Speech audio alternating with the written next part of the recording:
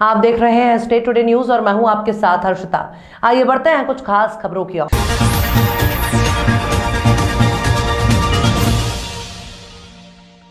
खबर यूपी के बलिया से है, जहां माध्यमिक शिक्षा परिषद द्वारा संचालित इंटरमीडिएट की परीक्षा का अंग्रेजी का प्रश्न पत्र लीक होने के मामले में गिरफ्तार 3 पत्रकारों को आज कोर्ट में पेश किया गया, जिस दौरान गिरफ्तार पत्रकारों ने अपनी व्यथा पत्रकारों को बताई। संवाददाताओं से बातचीत में गिरफ्तार पत्रकार दिग्विजय सिंह ने योगी आदित्यनाथ की तुलना उत्तर कोरिया के राष्ट्रपति किम जोंग से की है।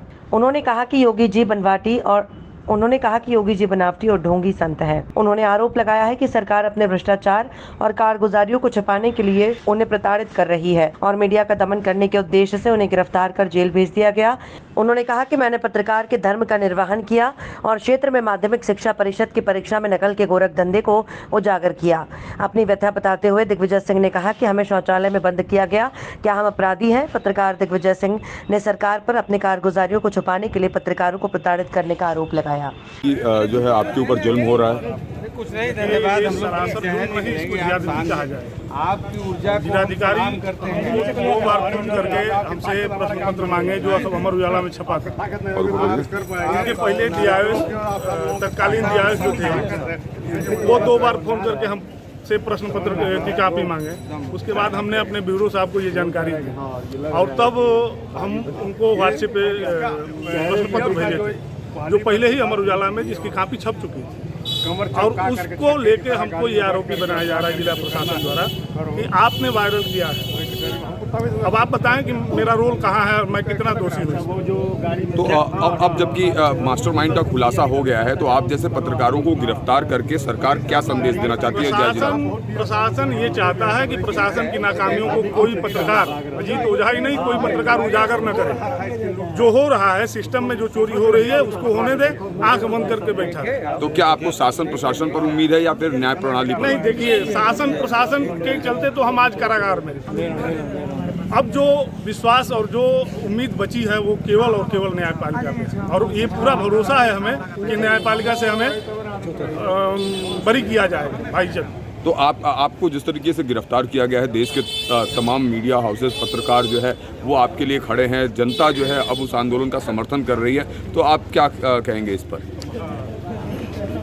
ये एक बड़ी लड़ाई है और देश भर के अगर पत्रकार हमारे पीछे या हमारी आवाज़ को उठा रहे हैं तो इसके लिए हम उनके आभारी हैं, और उन सभी पत्रकारों को धन्यवाद जो इस लड़ाई को, इस आवाज़ को बलिया से लेकर दिल्ली तक उठा रहे हैं। क्या आपको लगता है कि कब तक की जमानत हो जाएगी? कुछ बात हुई है वकील से? न्यायपालिका पे पूरा भरोसा है, जल्द ही हम लोगों को उम्मीद है कि हम लोग बाहर आ जाएंगे और फिर से प्रशासन की कारगुजारियों को सामने लाने का काम करेंगे। जुल्म की इंतहा है ये? बिल्कुल। किस तरीके से? हमने काले कारनामों का परीक्षा के दौरान जो डीएम ने किया है उसको उजागर किया अमर उजाला के माध्यम से, और उसके बाद बौखलाया डीएम जो है कि नहीं, दमन करने के लिए, मुंह बंद करने के लिए पत्रकारों का हम लोगों पर जो है कि ना कानूनी कार्रवाई करके, पुलिसिया उत्पीड़न करके और मुंह बंद करना चाहता था। तो आखिरकार जब जो मास्टरमाइंड हैं, जब उनको गिरफ्तार किया जा चुका है, तो आखिरकार प्रशासन जो है आपको गिरफ्तार करके क्या साबित करना चाहती है? सबसे बड़ा मास्टरमाइंड इस जिले का डीएम है इंद्र विक्रम सिंह, जिसने पैसा लेकर के दागी सेंटरों को, केंद्रों को, परीक्षा केंद्रों को केंद्र बनाया है। वो डीआईएस भी रो करके जो है कि ना इनकी कलाई खोल रहा है। इस डीएम को मालूम नहीं है कि सबसे बड़ा चोर इस जिले का डीएम इंद्र विक्रम सिंह है और कोई नहीं है। अगर ये नहीं चाहता तो नकल नहीं होता। इसके पहले भी डीएम रहे हैं, ईमानदारी से प्रयास किए हैं, इस स्तर पर नकल नहीं होता रहा है, लेकिन यह डीएम सीधे तौर पर नकल की खुली छूट दे रखा था। तब मैंने जो है कि ना अमर उजाला के माध्यम से इसके काले कारनामों का उजागर करने का जब प्रयास किया तो एडिशनल एसपी के माध्यम से बुलवा करके गिरफ्तार कर लिया और मुझे जेल भेज दिया। एक पत्रकार होने के नाते जिस तरीके से आपने अंग्रेजी पेपर लीक का मामले का खुलासा किया, अगर आपको बेल मिलती है और वापस आप अखबार का काम करते हैं और अगले साल अगर परीक्षा होती है, तो क्या वापस अगर कोई इस तरीके की चीजें सामने आती हैं तो क्या आप फिर से ये आवाज उठाएंगे? बिल्कुल उठाएंगे, उसमें कोई दो राय नहीं है। जब भी अन्याय होगा, चाहे कितना हूँ दमन कर ले, दमन से डरने वाले लोग हम लोग नहीं। किस तरह की परेशानी हो रही है अभी आपको? अभी वहीं आने कहीं कहीं जो है कि ना जो कैदी रखे जाते हैं उसमें जो है कि ना अपना साफ सफाई है नहीं, जानवरों की तरह हम लोग को ठूस दिया जा रहा है, छोड़ दिया जा रहा, बंद कर दिया जा रहा। यही सबसे बड़ी दिक्कतें हैं। जबलपुर पुनीत नगर कॉलोनी आधारताल में रीना राय का भाजपा महिला मोर्चा नगर महिला महामंत्री के पद पर नियुक्ति होने पर सभी कॉलोनी वासियों ने सम्मान समारोह आयोजित किया। कार्यक्रम मंदिर परिसर में आयोजित किया गया। सभी कॉलोनी वासियों ने मिलकर दीदी को बधाई दी और बड़े बुजुर्गों ने भी दीदी को आशीर्वाद दिया। कॉलोनी वासी बड़े खुश नजर आए। महिलाएं, पुरुष, बुजुर्ग सभी ने रानी दीदी को आशीर्वाद दिया। दीदी ने भी सभी का आभार व्यक्त किया। अनवर रशीद मीडिया प्रभारी बीजेपी ने रीना दीदी को सरल व्यक्तित्व और सच्चा समाज सेवी बताया। पुनीत नगर कॉलोनी की महिला सदस्य भारतीय जनता पार्टी की महिला मोर्चा की महामंत्री बन के पद पर नियुक्ति हुई है उनकी। और आज हम लोगों ने यहाँ पर पुनीत नगर कॉलोनी में बुजुर्गों का आशीर्वाद और सम्मान कार्यक्रम रखा है।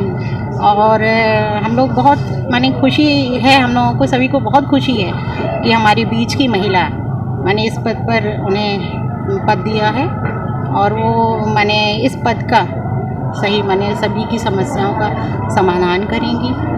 और आशा करते हैं कि वो माने जो कार्य है उसको सही ढंग से करेंगी। स्नेहलता झारिया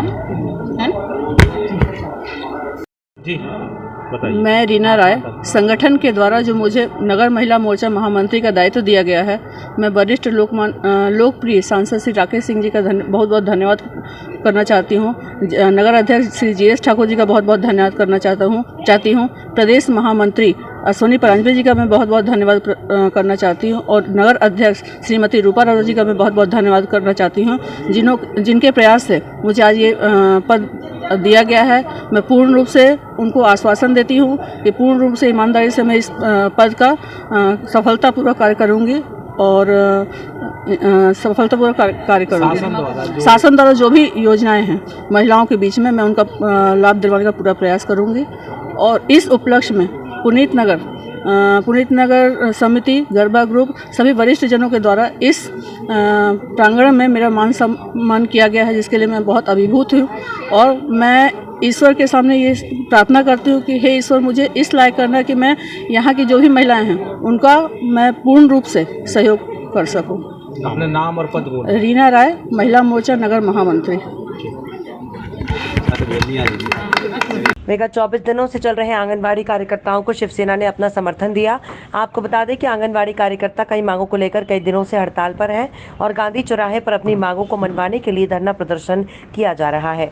सोमवार को शिवसेना जिला प्रमुख लाल सिंह सिसोदिया और महिला जिला प्रभारी विद्युत लता गुप्ता शिव सैनिकों के साथ धरना स्थल पर पहुंचकर अपना समर्थन दिया, जहां पर महिला नेत्री विद्युत लता गुप्ता ने आंगनबाड़ी कार्यकर्ताओं को संबोधित करते हुए कहा कि मध्य प्रदेश की शिवराज सरकार द्वारा आंगनबाड़ी कार्यकर्ताओं की जायज मांगों को अनदेखा किया जा रहा है, जिसे शिवसेना कतई बर्दाश्त नहीं करेगी। इस दौरान रामेश्वर नेत्राम, श्याम सोनावत, चेला गुर्जर, विनोद कुशवाहा, वीरेंद्र सिंह राजपूत, राधा बारोसिया, मनोरमा जटिया, पीयूष बना, आशा गुप्ता और शिव सैनिक मौजूद थे। क्या उनका अभी तक कोई खबर नहीं गई कि हमारी माताएं बहनें जो आंगनबाड़ी केंद्र का संचालन कर रही है तेज तपती धूप में, उसके बाद उनकी सुनवाई नहीं होती है?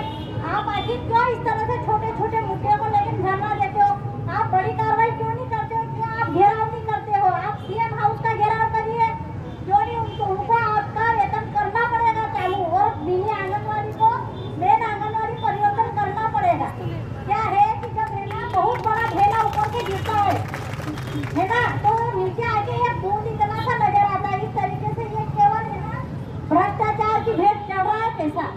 इस वजह से आपकी मिनी आंगनबाड़ी की कहीं सुनवाई नहीं हो रही है। और मैंने हमारे की गुजर से बात करी थी, तो उन्होंने कहा कि पहले मैडम आप समर्थन देकर आइए, उसके बाद जो है अपन कार्रवाई करते हैं, है ना। और आप अपने आपको अकेला मत समझिए, आपके साथ शिवसेना है, कदम से कदम मिलाकर चलेगी। आपको जहाँ भी हमारी जरूरत लगे आप हमको बेहिचक बुलाइए। आप अगर कहीं धरना जैसे घेराव करना है कलेक्टर ऑफिस का, आप हमें बुलाइए, हम आएंगे, साथ में हम आपके रहेंगे और घेराव करवाएंगे। अभी तक क्या है कि सरकार आपको है ना सोच रहे हैं कि क्या है करने की, धरना दे देगी, चिल्ला लेगी, उससे चली जाएगी। ये कुछ होता है हमेशा आपके साथ, और आज भी वो इसी मंशा में बैठी है कि खत्म हो जाए। लेकिन आपको ऐसा नहीं करना है। आपको अगर इन्होंने सुनवाई नहीं करनी है तो आपको घेराव करना है विधानसभा का। जब तक आप विधानसभा घेराव नहीं करेंगे तब तक शिवराज सिंह जी चौहान मुख्यमंत्री वो नींद से नहीं जागेंगे। इसलिए मैं आपसे निवेदन करती हूँ कि छोटे छोटे धरने में कोई फायदा नहीं है। या तो हमारा अनशन करिए या घेराव करिए, और हम आपके वसात बरोबर हैं, कंधे से कंधा मिलाकर चलेंगे। खबर यूपी के बलिया जनपद में पत्रकारों का अनोखा प्रदर्शन किया है, जहां पत्रकारों का सूप बजाओ दरिद्र भगाओ प्रदर्शन कर डीएम का पत्रकारों ने विरोध किया। डीएम दफ्तर के बाहर पत्रकारों का सूप बजाओ प्रदर्शन, पत्रकारों ने सूप बजाकर डीएम दफ्तर का परिक्रमा सूप बाजार दरिद्रता को आग के हवाले किया। पत्रकारों का प्रदर्शन देख डीएम एसपी गाड़ी में बैठ दफ्तर से रफू चक्कर हुए। डीएम एसपी और जिला प्रशासन से आर पार की लड़ाई में पत्रकार दरिद्र डीएम को भगाने के बजाय सूप पत्रकार निर्दोष गिरफ्तार पत्रकारों की रिहाई की मांग को लेकर धरना प्रदर्शन जारी रहा। मैं मधुसूदन सिंह, भारतीय राष्ट्रीय पत्रकार महासंघ उत्तर प्रदेश का प्रांतीय मुख्य महासचिव जी। आज किस तरह का कार्यक्रम किया गया जिलाधिकारी कार्यालय पे? देखिए, बलिया में 30 मार्च से 3 पत्रकारों को जिला प्रशासन ने फर्जी तरीके से पर्चा लीक मामले में गिरफ्तार कर जेल भेजे हुए हैं और 13 दिनों से हमारे पत्रकार साथी जेल में। हम लोग आंदोलनरत है, 13 दिनों से आंदोलनरत है और यह आज हमारा क्रमिक अनशन का कलेक्ट्रेट पे दूसरा दिन था। इसी क्रम में हम लोग जिलाधिकारी के सामने सूप बजा के जिलाधिकारी कार्यालय की परिक्रमा किए हैं, सूप बजा के। जैसे दीपावली के पहले हमारे यहाँ घरों की माताएं बहनें सूप बजाकर और कहती है कि ईसर पैसस दलिदर भागस, वही कहते हुए हम लोग कलेक्ट्रेट की परिक्रमा किए हैं कि हे भगवान, यहाँ से दूसरा कोई डीएम आए जो ईश्वर का प्रतिरूप हो, जो न्याय करने वाला हो, और यह जो दलित डीएम है यहाँ से जाए। इसके लिए हम लोगों ने पत्रकार साथियों ने सूप बजा करके और कलेक्ट्रेट का परिक्रमा किया है। ठीक है, बहुत बहुत धन्यवाद। जबलपुर जिला अधिवक्ता संघ के पदाधिकारियों ने collector doctor Ilaiya Raja T और पुलिस अधीक्षक सिद्धार्थ बहुगुणा कोर्ट परिसर की लाइब्रेरी में सभी पदाधिकारियों से स्वागत और चर्चा की। अधिवक्ता संघ के अध्यक्ष आर के सैनी ने बताया कि आज की चर्चा अधिवक्ताओं के ऊपर जो पुलिस केस हो रहे हैं और जो छोटी मोटी दिक्कतें हैं उस पर चर्चा की गई। कलेक्टर और एसपी साहब द्वारा आश्वासन दिया गया कि अधिवक्ताओं और प्रशासन के बीच में तालमेल बना रहेगा। आज जिला अधिवक्ता संघ ने विचार किया कि जबलपुर जिला के मुखिया माननीय जिलाध्यक्ष मतलब कलेक्टर महोदय और पुलिस अधीक्षक महोदय क्यों ना बुलाया जाए और चाय पर उनसे चर्चा की जाए, क्योंकि होता यह है कि बहुत सारी समस्याएं हमारी होती हैं जिलाध्यक्ष की, अधिवक्ताओं की, जो प्रायः हमको जाते हैं उनको बताते हैं कि ऐसी ऐसी स्थितियाँ प्रशासन से हैं जो मैनेज करनी हैं। उसको लेते हुए जिला अधिवक्ता संघ ने विचार किया कि वर्तमान जो कलेक्टर साहब आए थे तो हम उनसे मुलाकात भी नहीं कर पाए थे, तो इसलिए हमने उनको निवेदन किया कि आप हमारे बाहर आएँ, हमारे सीनियरों से और हमारी पूरी बॉडी से आप मिलें, ताकि कल भविष्य में कोई भी स्थिति पैदा हो शहर में तो हम आपसे आपस में कोऑर्डिनेट कर सकें और संपर्क स्थापित करके उस कार्य को यथाउचित करवाने में आपका सहयोग हम ले सकें और अपना दे सकें। इसी प्रकार से जबलपुर के एसपी को भी बुलवाया कि वर्तमान में कुछ स्थितियां पैदा हुई थी कि अधिवक्ताओं की कुछ मांगों को और कुछ उनके ऊपर इधर उधर के मुकदमे दर्ज हो रहे थे, उसको लेकर एसपी को बुलवाया। एसपी साहब ने यहाँ पर हमें बाकायदा आश्वासन दिया कि किसी प्रकार भी अधिवक्ता के ऊपर कोई भी अपराध दर्ज होने के पहले या कोई भी ऐसी स्थिति घटित होने के पहले हम आपको सूचित करेंगे। उसके पश्चात आप संज्ञान लेने के लिए मामले में आपसे जानकारी देने के बाद ही उस मामले में आगे बढ़ाएंगे। धन्यवाद। आज जिला बार एसोसिएशन द्वारा आज यहाँ मुझको कलेक्टर साहब को यहाँ सम्मानित किया गया और एक इंटरेक्टिव सेशन भी हमारा बार के पदाधिकारियों के साथ रखा गया। ये बहुत ही, मैं इसके लिए जिला बार एसोसिएशन को बहुत बहुत धन्यवाद ज्ञापित करता हूँ और इससे एक अच्छा कम्युनिकेशन जो है प्रशासन, पुलिस और बार के बीच में रहेगा, जिससे कि सारी चीज़ें बहुत अच्छे से। खबरों में फिलहाल इतना ही, और भी खबरों के अपडेट्स के लिए आप देखते रहिए स्टेट टुडे न्यूज़।